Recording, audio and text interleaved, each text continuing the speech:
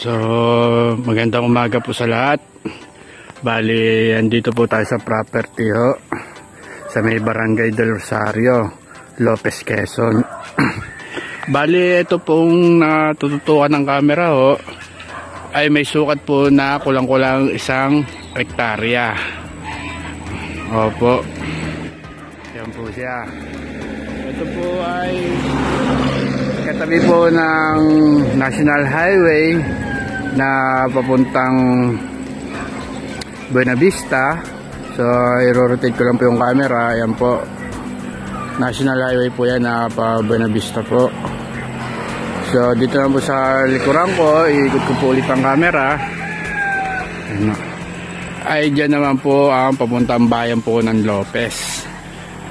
Bali, sa akin pagpapatakbo, meron po siyang 15 to 20 minutes mula po dito hanggang sa bayan po ng Lopez.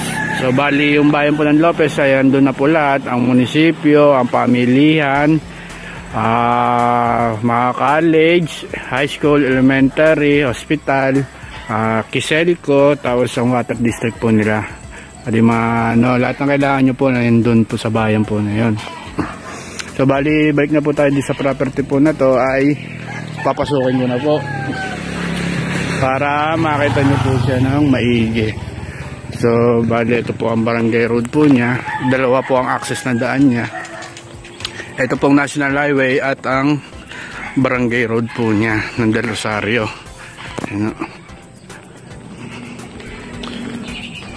So, lilinawin ko lang po, yung pong bahay po nakikita nyo ay gumilid po dyan ng property, hindi po kasama po yung bahay. Nasa gilid lang po siya. Opo. Ayan. Yan po ang property. Ito pong kalinisan po na ito. Hali, maglalakad pa rin po tayo at puntaan po natin ang mga kasama ko.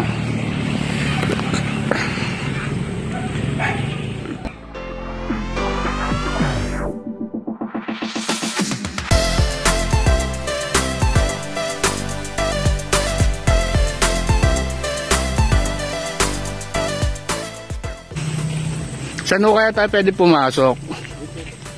Right, dito na landasan po natin gilid.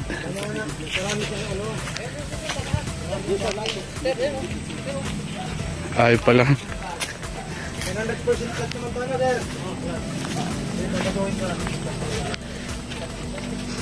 Sa bali, ito po ang kalooban po ng property. Ayan o. Wow! Ito! Ito pala yan, saan? Pa ditong palayan sa baba. Ilang pita kaya ang sakop nere? 4.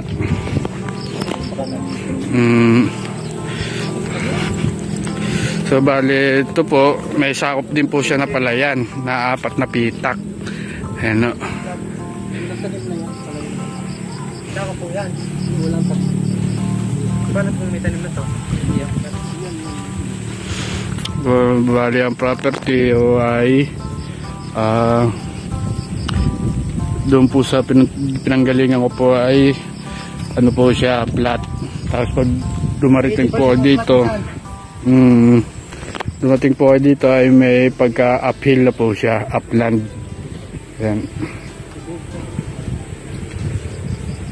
Bali ito po ay ilan lang din ang tanim na buko, siguro nasa 10. At ang mga saging naman po ay meron daw nasa 100.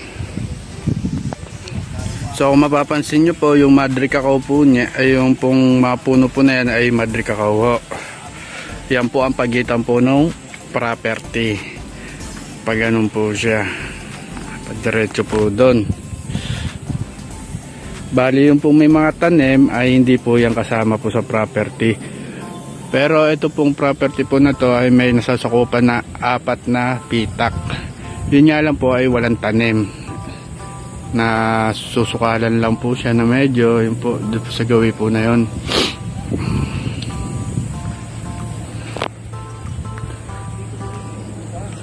Ito po ay tabi po ng National Highway at katabi po siya ng Barangay Road. Bali, kapagitnaan siya ng 2 daan ng National Highway at ng Barangay Road. Ayan po, nagiliran po. Kaya pag baba nyo po ng sasakyan ay property na po. Wala na po kayong lalakarin, kundi pagtungtong nyo po, yun na po yun. So bali ito pong barangay road po na to ay lulusot po sa Kawayan, Lopez, Quezon. Yan po, yung padiretso na yan. Marami naman din pong kabahayan po dyan sa gawin dulo doon, pero doon sa may tabi-tabi din ay ilan lang po. So wala pong ano dito, wala po siyang caretaker, ano.